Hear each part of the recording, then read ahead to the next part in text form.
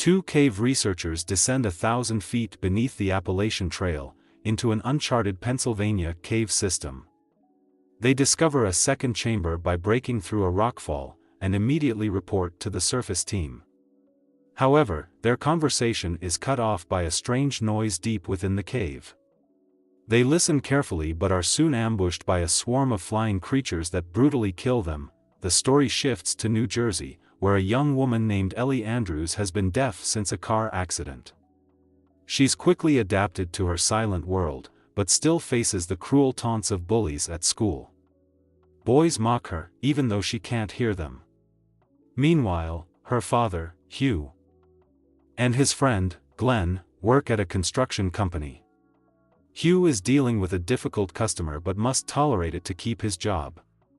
His wife, Kelly, calls, reminding him to pick up her mother's prescription and expressing concern over Ellie's bullying at school. On her way home, Ellie meets her boyfriend, Rob, who tells her about his parents buying him a new car. Ellie, remembering her accident, says her parents wouldn't let her drive again. Rob offers to pick her up daily instead. At home, Ellie is greeted by their dog, Otis. When Kelly asks why she's late, Ellie says she walked home, which worries her mother. But Ellie assures her she was with a friend. Kelly knows that Ellie and Rob are more than friends. Though Ellie insists they're just close, later that evening, the family enjoys dinner together.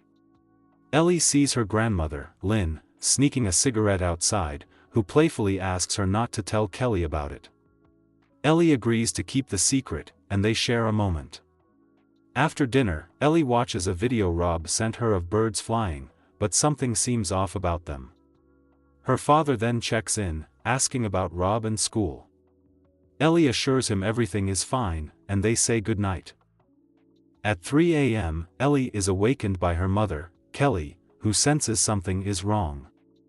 The family gathers in front of the TV, watching news reports of attacks in multiple U.S. cities.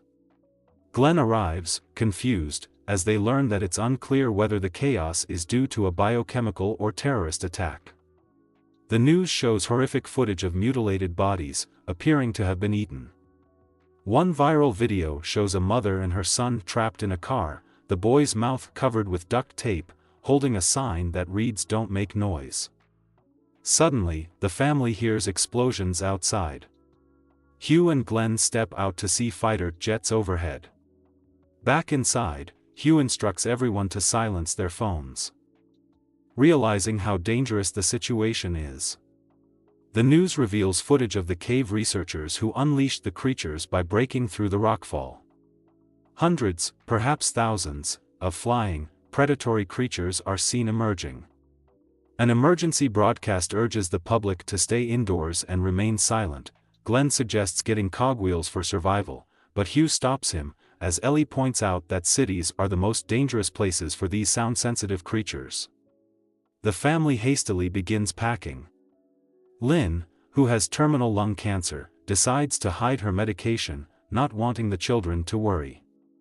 Despite Kelly offering to stay, Lynn insists their safety comes first. The family, along with Otis, packs into the car, while Jude, the youngest, rides with Glenn. They head for the quieter countryside. Meanwhile, in a subway train, passengers try to remain silent, but a baby's cries lead to a tragic attack by the creatures, killing both mother and child. Back with the Andrews family, they hear reports of a catastrophic death toll along the eastern seaboard. Ellie messages Rob, urging him to head north with them, but his family chooses to stay put, believing the worst will soon be over. At a gas station, Glenn gathers supplies while Ellie takes Otis to the bathroom. When Hugh asks Jude if he's scared, he reassures him with a story of how Glenn once stood up for him against bullies. Just as Ellie and Otis are about to return to the car, a man with a gun confronts them. Glenn quickly shoots him, saving the family. Later, Ellie discovers online that the creatures are called Vesps, mutated from being trapped in the cave for centuries. As they drive off-road, Glenn crashes his car while avoiding deer. Trapped inside, Glenn tells the family to leave him behind. Hugh tries to free him, but the Vesps attack, killing both Glenn and Otis. the family decides to continue on foot. With Ellie realizing her deafness may give them an advantage in surviving silently, eventually, they come across a house with lights on but accidentally trigger a bell, attracting the Vesps. A frantic elderly woman appears, firing her gun blindly and drawing more creatures.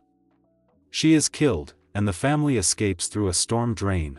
Inside the house, the family tends to Kelly's injury after a Vesp bite.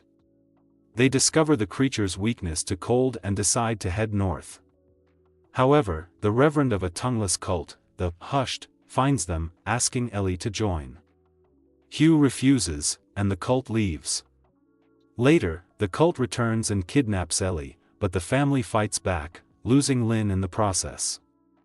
As the family continues their journey north, they reach the refuge, a safe haven in the Arctic. Ellie reconnects with Rob, and the movie ends with them hunting Vesps, wondering if humanity can adapt to this new silent world, or if the Vesps will evolve first.